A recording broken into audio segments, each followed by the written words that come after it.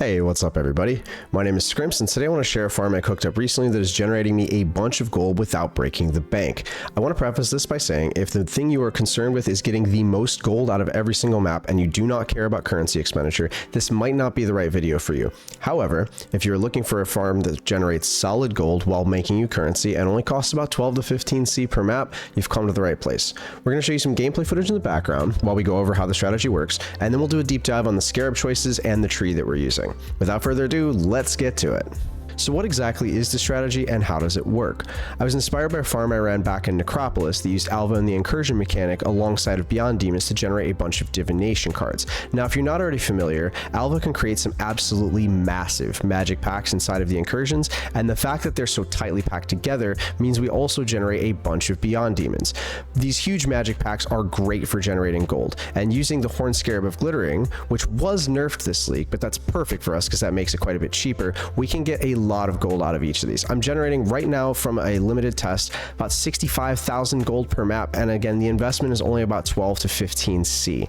Now as far as builds for this farm goes, you're just going to need something that has very good clear speed. It doesn't really matter how good your single target is. Every once in a while you'll run into one of those beefy Soul Eater rares, but for the most part you just need to be able to clear out these huge packs as fast as possible, get through the map, get on to the next one.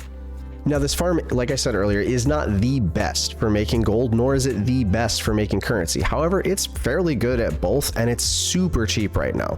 Even if the Horned Scarab of Glittering were to spike in price, there are several other options that I think would function just about as well, making the strategy still pretty good. And as far as the profits that you can expect from the maps, we'll go ahead and talk about all of the different things that you'll generate when we get into the Atlas tree here in just a second.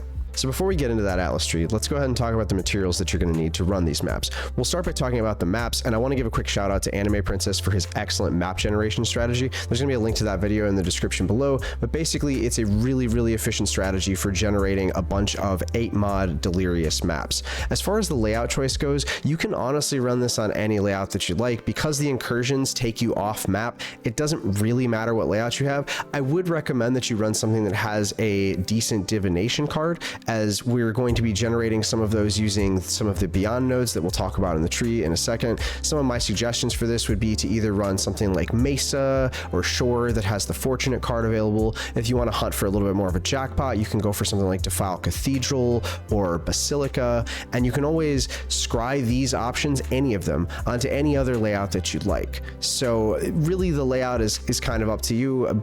Whatever you want to run should be fine for this, but definitely make sure that you're running 8-mod Delirious maps, or else you're not going to be getting nearly as much off of this as you could be. Now another thing that you could do in theory is run Originator influence maps. You'll probably generate quite a bit more gold and you might generate some actual loot. However, I haven't tested this yet, and my guess is that even if you do generate more with these, you're probably better served using them in a strategy that's fully dedicated to making use of just how powerful they are. Now let's talk about these Scarabs. So we're running 2 of this one right here, Incursion Scarab of Champions. Incursions in area have a 35% chance for all monsters to be at least magic, and incursions in area have 15% increased pack size. Along with one of the nodes on the tree that we'll talk about in a second, this guarantees that every single pack in the incursion is at least magic, and they're getting 30% increased pack size. Along with that, we're also running 1 Scarab of Monstrous Lineage to get 40% increased magic pack size. On the map device, we'll be running Domination. Domination gives us shrines. Shrines have guaranteed magic packs, which allows us to further take advantage of Monstrous Lineage. Finally, for the other 2 Scarabs, we did talk about Horned Scarab of Glittering earlier. This is where that clear speed really comes into play. You want to be able to kill as fast as possible so you can keep your rarity bonus as high as possible using this Scarab. More rarity translates to more gold. Our final Scarab here is the Beyond Scarab of Hemophilia. Now this one, I haven't really tested out any other Scarabs that could go in place of it, but it's quite cheap and you get a lot of Beyond Demons with this thing on there. So I think it's pretty good. I'll be testing out a couple other options just to see if maybe there isn't something better, but for the price and how good it's felt so far, I think it's going to be pretty hard to beat this one. Now real quick, I just wanted to talk about a couple other Scarab options that are available. I do believe these are far and away the best 5 Scarabs you could be running. However, if the Horned Scarab of Glittering were to spike a bunch in price, as of the time of making this video, it's about 8 C per, but if that price went up a bunch, it maybe would no longer be worth running, and you might look at some of these other options. So let's go over those real quick. We've got the Influencing Scarab of Hordes, which gives us 40% increased influence monster pack size. We're running Eater of Worlds influence on these, and so this is great if you hit one of those great, you know, altar mods. Like obviously the Divine Orb is great, but there's going to be some other ones that are pretty strong as well, and you'll get more value out of that. We've also got the Domination Scarab, real simple, just adds 2 shrines. That's more magic packs, that's more shrine effect that helps us go faster. Sometimes you'll get Quant Shrine off of it, and that's pretty nice. You could run a second Scarab of Monstrous Lineage. This kind of further doubles down on just getting these massive magic packs out of our maps. And then the last 3 of these are just things that just add more mobs to the map. We've got Scarab of Adversaries, just adds some packs with mirrored rare monsters. Scarab of Hunted Traders adds a bunch of mobs to the map. And finally, the Influencing Scarab of the Elder. Now this doesn't add a ton of mobs to the map, but the Elder portals actually generate quite a bit of gold, and so this could be a great budget option if you wanted to run that in place of either Glittering or Beyond Scarab of Hemophilia. I think all of these are decent choices. I just don't think they're as strong as the 5 that we're currently using. With all that out of the way, let's go ahead and go over all the points we're taking here on the tree. Now I actually repurposed the tree from Animeprincess's video that I mentioned earlier, so you can switch over to this tree with minimal respecking after you've generated a bunch of 8 mods to use for this strategy, and you can kind of switch back and forth between them without having to spend too many points in order to do so. So first of all, we're running all of the map effect that we possibly can, with the exception of Chiseled Perfection. This is because the maps that we're generating from the map generation strategy do not have quality on them, and so this point would just be completely wasted. But other than that, we're running every single point of map effect that we can.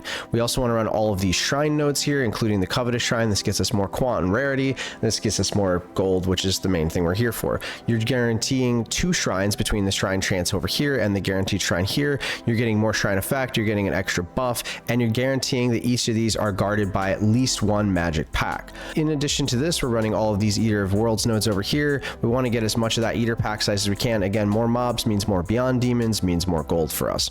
Finally, let's talk about the Alva and Beyond nodes. For Beyond, we're taking everything that we need to get to 100% chance for our Beyond Demons in our maps. Now, if you look over here, we'll go ahead and check this real quick. You'll see we've got a 92% chance for maps to attract Beyond Demons. However, with the 8% base chance, this takes us up to 100. You could, in theory, find 3 points to drop and go over here and get more tainted currency, but the tainted currency prices really don't seem like they're that great. So I literally just took exactly as much as I needed to guarantee I got Beyond in every map. We're also over here getting more portal merging radius. We're also getting an increased chance to spawn a Beyond portal, and then finally over here we're going up this way and we're getting increased chance for the followers to be Katash demons. That gives us 30% more divination cards found, and this is why I said it's pretty important to make sure that you have a good divination card either naturally dropping from your map or scried onto the layouts that you're running, because you're going to see a few more divination cards. I think the Fortunate is best for this because it's fairly common, so you're going to see it quite frequently. However, if you do want to go hunting for those jackpots, it's pretty fun, and if you hit, you're going to hit pretty big. Finally, we've got all of these Alva nodes here, and I've taken every single Alva node that we can on the tree. The ones down here are just giving us chance to see Alva on our maps. Over here we've got a Vol Flesh Merchant. This is a unique mob that has a pretty good chance to drop some good currency. I've seen stacks of like 3 Divine from these before, as well as I've gotten multiple Voldo boxes even in my limited testing here, so I would keep this node on. They're not particularly tanky. You don't have to go out of your way to look for them, but if you kill them, you're going to see yourself getting a little bit more currency. We've got this right here. This is vital. Your maps with incursions always have 4 incursions. This guarantees that we've got 4 incursions in every map. That means 3 maps and we're getting a temple. Over here, this Cursed Treasures node, I'll be honest, I have no clue whether this node is actually good, so you can feel free to drop it. However, they're very easy to interact with. You just click on them and maybe you're dropping more loot, and there really isn't another 1 point that I think is all that important, so I've opted to include it. Over here, we've got this cluster right here. This is giving us more chance for Alva, and this one's really important. This combined with those Incursion Scarab of Champions guarantees that we've got 100% magic packs at least inside of the incursion. We're also getting double time for our kills in there, but that's not really that important. Like, you should be clearing them fast enough that it really wouldn't matter either way. The main thing is we just want to guarantee that every single monster in those incursions is at least magic.